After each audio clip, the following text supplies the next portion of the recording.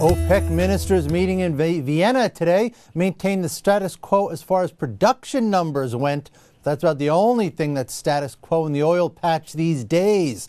Morning, welcome to the MoneyBeat Show. I'm Paul Vigna. We're lucky to have with us today Robert Bryce, who is a senior fellow at the Manhattan Institute's Center for Energy Policy and in the Environment.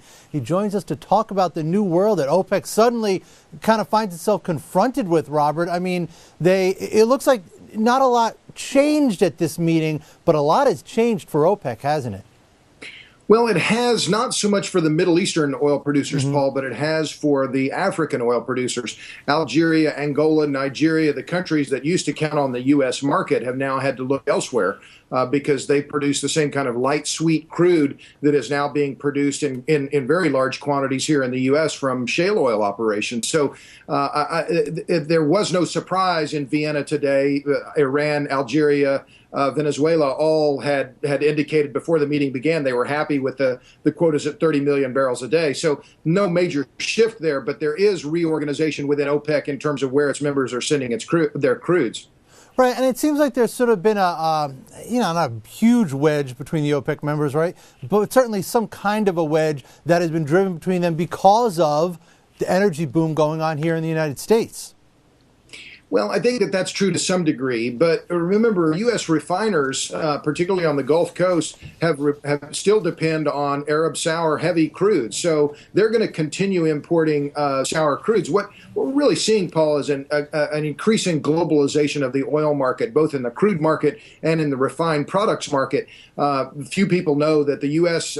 In March exported 3.1 million barrels of oil per day. It's a huge quantity. Now, the vast majority of that, of course, is refined products. But and we are not a net exporter, we're a net importer still, of course. But the reality is that we're seeing a rapid globalization of every facet of the oil market. And now, curiously enough, the U.S. is exporting about twice as much oil as the Iranians.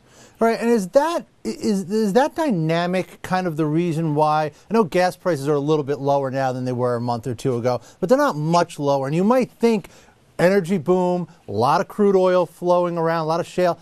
You might think that prices would be coming down more, but is it because of that global dynamic that they're not? Well, I would tend to think so, yes, because we're seeing now motorists in Shanghai and Mumbai. They're competing for the same gallon of gasoline effectively as motorists here in Houston or in New York. So we have an increasingly global market for the refined products.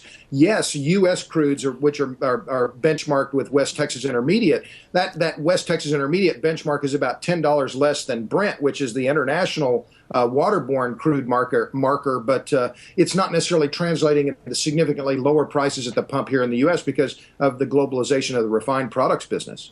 Right, now the West Texas Intermediate, the sort of benchmark for crude prices here, it's been really in the $90 range for what seems like forever, but certainly for a long time. Prices have been kind of stable.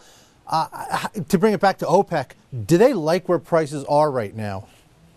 The Saudis have made very clear that they're comfortable with $100 oil. And curiously enough, it's actually good for U.S. producers. Remember, if the global price of oil falls to $50, $60, a lot of the production that's now occurring in the United States would not be economic. So this $90 West Texas Intermediate, $100 Brent price is good. OPEC is comfortable with it. It meets the needs economically of the Venezuelans and the Iranians. They'd like higher prices, but really it's the Saudis who are determining production levels within OPEC. They like $100, and so do a lot of domestic producers here in the U.S.